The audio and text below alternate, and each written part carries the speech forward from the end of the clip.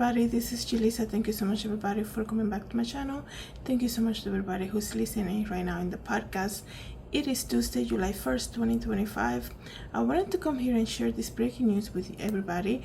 Before I continue, I have to give you a trigger warning. What this story is about is a breaking news and it could be very sensitive to a lot of people. So I just want to give you that trigger warning. Maybe this is not the podcast you want to listen to according to the title, right? Before I continue, of course, also I want to thank you everybody who's using Spotify to listen to this podcast. Don't forget to follow me on Spotify, so every time I make a new episode you get a notification. Also, thank you so much to the audience that's listening using Apple Podcasts. I see a lot of people listening from Australia. I just wanted to come here and say thank you so much. I see you guys listening, really appreciate it. And of course, everybody who's watching this video on YouTube, don't forget to share, like, and subscribe. Okay, so right now there is a story that's coming out from near the border of Mexico, right? And they're saying, listen to this, right? Almost 400 human corpses were found piled high in mysterious house of horror at US-Mexican border. I'm gonna read you this is why I wanted to give you a trigger warning. The number of decomposing bodies found stacked in a nondescript building at the Mexico-US border is still rising, according to investigators. Nearly 400 bodies have been accounted for in a site in Juarez, Mexico, which is just across the border from El Paso, Texas, including 383 complete human bodies and 6 partial remains. Okay, some of the people found at the suspected secret crematorium are thought to have been there for 3 to 4 years. Wow, 3 to 4 years. What is going on? What is this? It's very gruesome. It's very oh my goodness, this is very shocking, and I wonder how they get there. So let me continue to read. Some of the people found are suspected, well, I already read that to you guys, that they have been there for 3 to 4 years. Stacks of cadavers were found after a tip led authorities on Thursday to a property that looked more like a home than an incinerator. Most of the dead appear to have been embalmed. I might be mispronouncing the word embalmed. Mexican authorities told reporters during a press conference yesterday. It is unclear why they have not been either buried or incinerated, according to the report. The owner, Jose Luis Arellano Cuaron, and an employee will be charged with improper disposal of bodies. Like, that is so sick. 400. Wow. The remains are being checked to ensure the bodies are not the victims of murder, and more charges could follow. This is the thing, like, there's so many cases of missing people, right? And I know, like, near the border of Mexico, there's always like, what I hear about it is that it's very dangerous, right? There's a lot of people that go missing, just going into Mexico and coming over here too.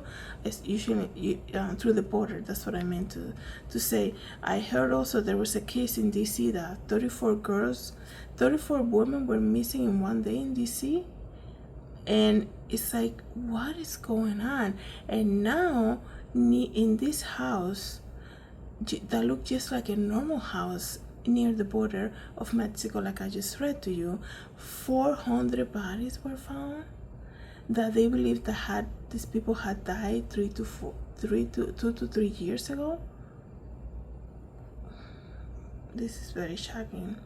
It says here, state officials, listen to this, believe that many of these bodies appear to have come from 6 different funeral homes in the sprawling border city, where relatives were giving ashes and were under the belief the loved one have been properly disposed of.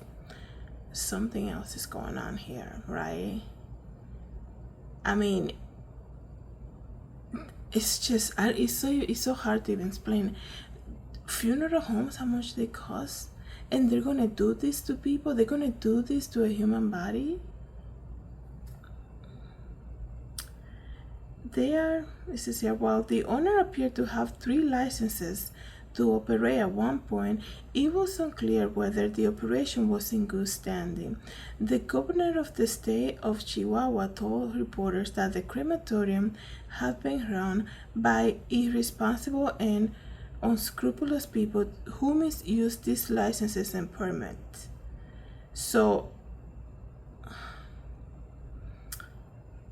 I wonder, like, there's some type of business that they're doing, right? I don't even want to go into, like, some of the things that you, like, think that they might have done to these bodies is crazy. The gruesome discovery also opened the door for closure to the families of hundreds of people who have been missing in the city known for cartel violence. That's what I was saying earlier. That border near El Paso, the border from the U.S. and Mexico, is notorious for crimes and things like this, right? I'm not saying anything made up. This is known for that, right? So, just a month ago, I think I heard about this music group who just goes to different towns in Mexico, and maybe 8 of them, right? And suddenly they go missing, right? And then it happened twice already. 2 young kids group were on tour, right? Just going through town, playing, making their money, and they just they disappear and go missing. So this is crazy, and this happens a lot, but I think it's time. Now that I read this, I remember there's a case that happened. I don't know if it was here in Connecticut, but there was another case about another funeral home that they revoked the license of that person because they had found that also something else was happening, right? So maybe when things like this come to the surface, maybe there's a reason that they need to start investigating how these people operate. Okay, 400 bodies. So let me just continue here. During the previous administration here in the U.S., I don't want to say so they don't cancel the video, say many migrants waiting for legal entry into the U.S. were often kidnapped or went missing. And they say, quote unquote, of course, all the families and we ourselves are worried and wonder who is there. What bodies are there? Are they identified? The mothers told us, my daughter is not there. She said from Ciudad Juarez Women's Roundtable. Let me see what else is here. The state has opened up a process for anyone who believes their loved ones might be in there. Family are asked to bring an official ID as well as the description of what their loved one was wearing and what funeral home they released their bodies the loved one's body to. Imagine after, this is why this video I give you trigger warning. Imagine after 2 to 3 years after going through the loss of somebody, and then they're saying the ashes that you were given, they might not belong to your loved one, and now please come and bring the ID and make sure like you tell us exactly what funeral home you use. Like, what? So that tells you one thing, right? These places needs to be they need to be investigated. I don't know how often, like the state, I don't know in Mexico how that works either, but maybe there should be some type of regulation that investigate their process, right? That they make sure that they're doing, they are inspectable. They need licenses to do stuff like this, right? So I'm sure there's an investigation that happens, right? But wow, this is so crazy that this happened. But somebody gave a tip to the police and now they're being investigated. Let me read to you some of the comments because I'm interested to see what people are commenting about this.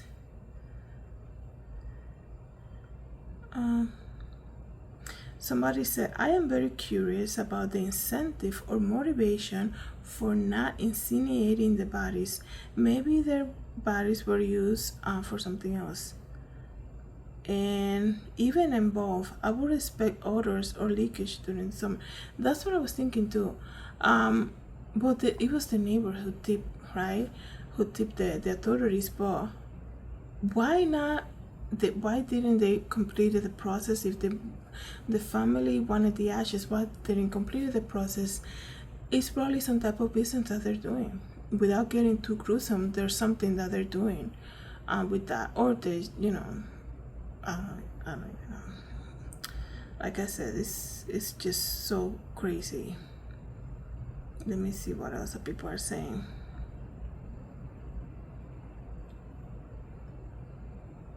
Not much regard for the living nor the dead, it seems. Sad, harsh environment, somebody posted.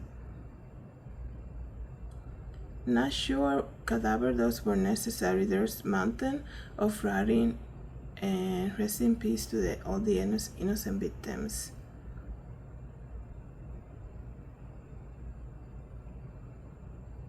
Can you, you have to be, I'm just thinking about the owners, right?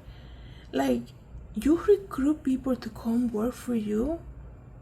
Do that. Like, one thing is to recruit people to help you if you have a funeral home business, right? Funeral thing, and they know what they're getting themselves to, but to show up and do that knowing what's there, they said 2 to 3 years, right? 400 of them, like, that's very demonic. Like, that there's something off with the people who handle this, for them to do that for so long like that. So I don't want to read anymore. It's very gruesome, you guys. So it's very sick. I cannot believe, I pray for the family that now they're gonna go through this whole process of identifying and all of that. That's very sad. But maybe also they'll get some answers, especially the families of people who have been missing, right? So let me know, guys, what you think in the comments. Thank you so much, everybody, for coming back to the channel. Thank you to everybody who's listening in the podcast. Have a good day, everybody. God bless.